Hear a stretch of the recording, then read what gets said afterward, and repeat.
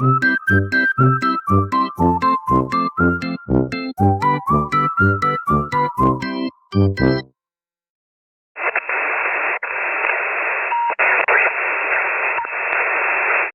lot of people think the moon follows us because it doesn't spin, like it's glued in place, but it actually does spin. So why do we keep seeing the same face anyway? The answer isn't luck, and it's not your imagination. It's tied to two ideas with big names: tidal locking and synchronous rotation. Once you see the timing trick behind it, the moon stops feeling mysterious and starts feeling perfectly engineered every single month.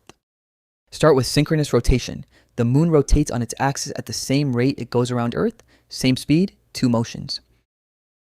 The moon's orbital period is roughly 27.3 days, and its rotational period is also roughly 27.3 days. One full spin takes one full trip.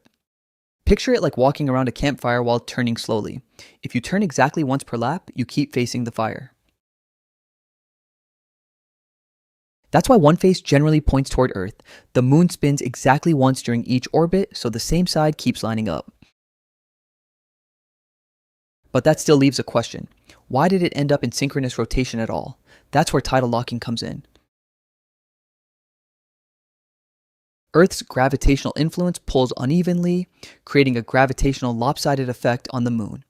One side gets tugged a bit differently than the other.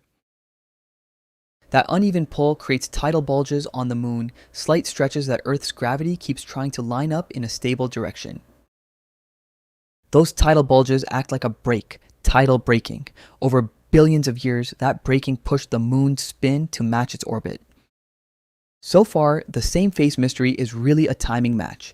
The moon's rotational period equals its orbital period, about 27.3 days. That's synchronous rotation, and tidal locking is the reason it happened. But if you stare at the moon night after night, you'll notice something weird. It doesn't look perfectly frozen. There's a subtle wobble in what we can see, and the moon's shape plays into that. So, what's really happening up there? First surprise, the moon isn't a perfect sphere. It's slightly elongated. People even call it lemon-shaped, like it has a tiny stretch overall. That shape connects to orientation. The heavier side stays locked facing Earth, like the moon has a preferred down direction in space. So yes, tidal locking keeps one face toward us, but from our viewpoint, that face isn't perfectly static. It shifts a little over time. That shifting has a name: lunar libration. Think of it as a gentle wobble, not a full spin breaking loose. Here's the payoff. Lunar libration means we don't see only half the moon. Over time, we can see about 59% of its surface. Key contrast, without that wobble, we'd see exactly 50%. With libration, the edge regions take turns peeking into view for us.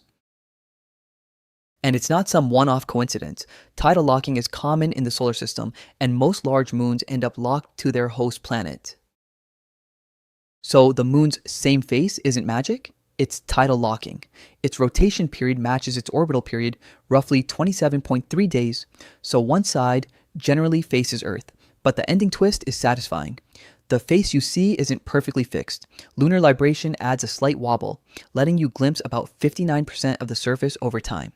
Once you know that, watching the moon feels different. You're catching a slow, predictable cosmic alignment in real time. Thanks for watching. If this made you curious, leave a question or topic you want explained next in the comments. I'm turning everyday questions into short explainers, so subscribe if you want to see more.